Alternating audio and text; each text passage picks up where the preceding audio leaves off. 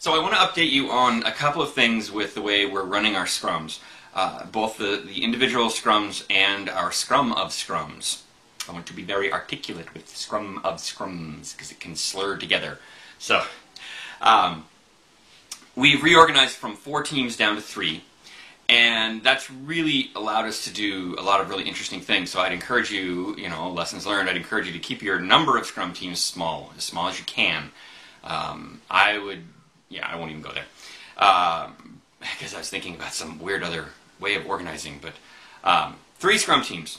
So what I've done with the teams is I've asked them to schedule their morning stand-up, their scrum, to be a 15-minute scrum, like they're supposed to be, but 15 minutes apart. So one of them meets from 9:30 to 9:45. The next one meets at 10. So there's a 15-minute block in there. And that 15-minute block they use for Q&A and follow-up that is outside the boundaries of what they want to talk about within the scrum. So within the scrum, they go through the 3 questions and they just bang them out. Then they ask for chicken input, and we chickens get to say something. And then they do Q&A follow-up afterwards and schedule their meetings and etc. So we've got each scrum basically takes up a half-an-hour block, even though the scrum is only 15 minutes. The next 15 minutes is that Q&A. So you have a scrum and then 15 minutes and then a scrum and then 15 minutes and then a scrum and then 15 minutes. And then after that last one, we hold our scrum of scrums. And since there's only 3 teams, all of the scrum masters are required, the scrum master only, is required to go to the other 2 scrums. So every day they attend 3 scrums, theirs, that they facilitate, and then the 2 other ones. By doing this, and they shut up, they don't say anything, they keep their mouth shut. They're a chicken, they keep their beak closed. So what we do is we have our scrum of scrums, but we don't call it that anymore.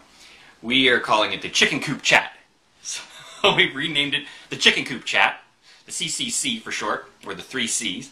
And at the Chicken Coop, the chickens, because the Scrum Masters have attended the other scrums as chickens, Scrum Masters attend the Chicken Coop Chat, and it's a pull meeting.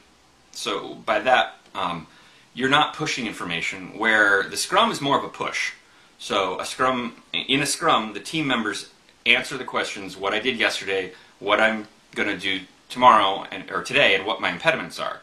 Those are all push. I'm pushing information now. At the Chicken Coop Chat, Scrum Masters are required to ask things. You're asking for input. You've attended the other scrums. You've got questions. And it's your responsibility to bring those questions to the Chicken Coop and ask them and get the feedback. These meetings can be very, very short then, because if there's no cross-project need that day, that they got the information they needed, or they didn't have any questions that day, we just move on. I've had these things last like 6 minutes, and that's waiting a minute for people, the late arrivers, to get there, which I shouldn't do, but I know I do. Just being honest. So I really, really like this approach. I think people are finding it useful. By attending the other scrums, they're getting all the input. By making it a pull, it keeps our meeting really short. So I would really suggest this model over all the other models I've tried. A couple of little tidbits. It's supposed to be kept to 15 minutes or less, and like I said, they can be shorter. We do them every single day. Because it's a pull and we can keep it short, we are able to maintain a daily cycle and get people out of there quick. So that's it. That's the way we're running Scrum of Scrums, better known now as the Chicken Coop Chat. All right, thanks. Talk to you later.